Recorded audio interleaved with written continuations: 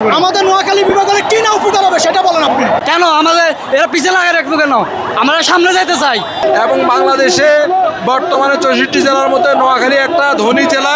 আমরা নোয়াখালীদেরকে আমরা টাকা পয়সা সব দিকে আমরা এক্সপার্ট, আমাদেরকে পিছিয়ে পালা রাখছে কেন? আমাদের এরা পিছিয়ে লাগাই রাখবো কেন? আমরা সামনে যাইতে চাই। আমাদেরকে সামনে চালালে কি এরকম অসুবিধা হবে? বরং আমাদের যারা দেশ উপকৃত হবে। আমাদের এখানে আজকে কম হলেও আমাদের হাজার হাজার লোক, হাজার হাজার মানুষ বাসা বাড়ি থেকে এসেছে। শুধু নোয়াখালী প্রাণের দাবি একটাই, নোয়াখালী বিভাগ চাই।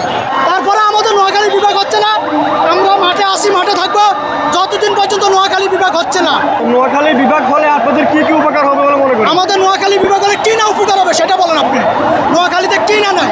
নোয়াখালী বিশ্ববিদ্যালয় বলেন, আপনার নোয়াখালীতে স্কুল মাদ্রাসা সবই উন্নত। নোয়াখালীতে বিমানবন্দর অবশ্যই আছে, হবে না? বিমানবন্দর আছে, কি নাই সেটা বলেন। আপনাদের কি লাগবে? রক্ত লাগলে রক্ত দেবো, আমাদের টাকা লাগলে টাকা দেবো, তাও নোয়াখালী আমার বিভাগ চাই। নোয়াখালীতে বিভাগ চাওয়ার কারণ হচ্ছে ভৌগোলিক অবস্থান থেকে নোয়াখালী সম্ভাবনার একটা জেলা, যেখানে হচ্ছে গভীর সমুদ্র বন্দর এবং নোয়াখালীর বৃহত্তর নোয়াখালী, ফেনী, লক্ষ্মীপুর, নোয়াখালী 3 জেলার মানুষ আমরা একে ভাষাভাষীর অবস্থান করি এবং 1 কোটির উপরে নোয়াখালী আমাদের জনসংখ্যা। রেমিটেন্সে বিশ্বে আমরা সবচাইতে নোয়াখালীর মানুষই বেশি রেমিটেন্স যোদ্ধা। এবং বাংলাদেশে বর্তমানে 64 জেলার মধ্যে নোয়াখালী একটা ধনী জেলা।